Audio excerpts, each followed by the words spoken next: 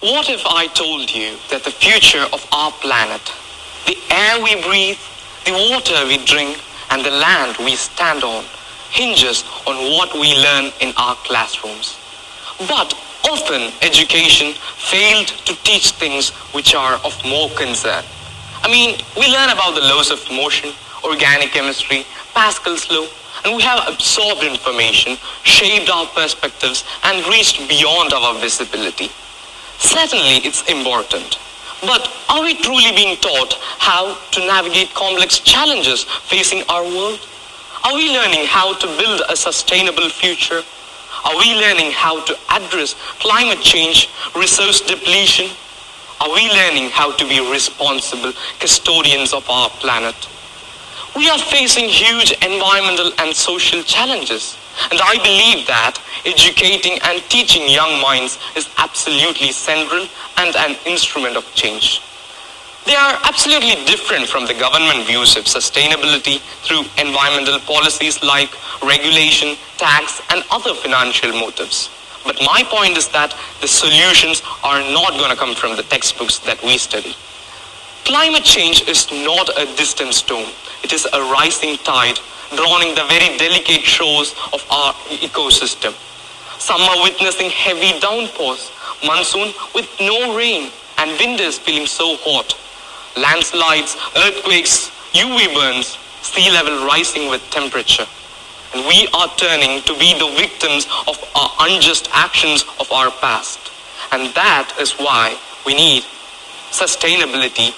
And this is why the need for sustainability is ever rising in this 21st century as never before. And for that, what we need is an education system that goes beyond memorizing facts and figures. We need an education that would empower us to think critically, to innovate, and to act. We need a sustainable education that would turn today's children into tomorrow's solution-based workforce. This interest and awareness about nature made me to do some research for an effective way to save our ecosystem. The first time when I heard the words sustainability and climate change were during my 5th grade. But neither teachers taught me what it was and its impact upon the world, nor did any textbooks. But it was the changing climate, it was the changing nature that taught me about the need for sustainability. Have you ever wondered what exactly is sustainability? According to the WCED, it is satisfying the needs of the current generation without taking away the opportunity of future population to satisfy their needs.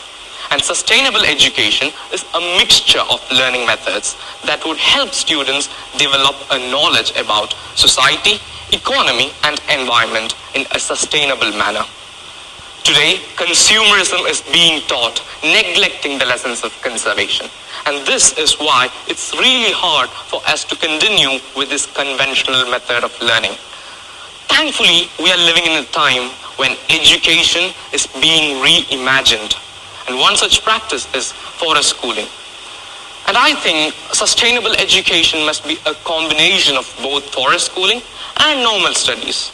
Inside the classroom, one may learn about the working of an electric engine and may also include the lessons of energy conservation. And outside the classroom, he or she may learn about the flora and fauna in our ecosystem. And this would help us achieve the several sustainable development goals. Now, let me show you some images. This is an image of an educational institution at Hyderabad which is supposed to teach students about nature, destructing the same nature in the sake of development and knowledge. This is another image of a barren land which was bought by the couple Gopalakrishnan and Vijayalakshmi in Kerala.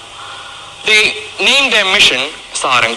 The goal of Sarang was to bring a change in the very confined normal education to a sustainable education in which students shall be imparted with life lessons that would set them free in this world. This hilltop barren land had a very few flora and fauna and was dry with no water source.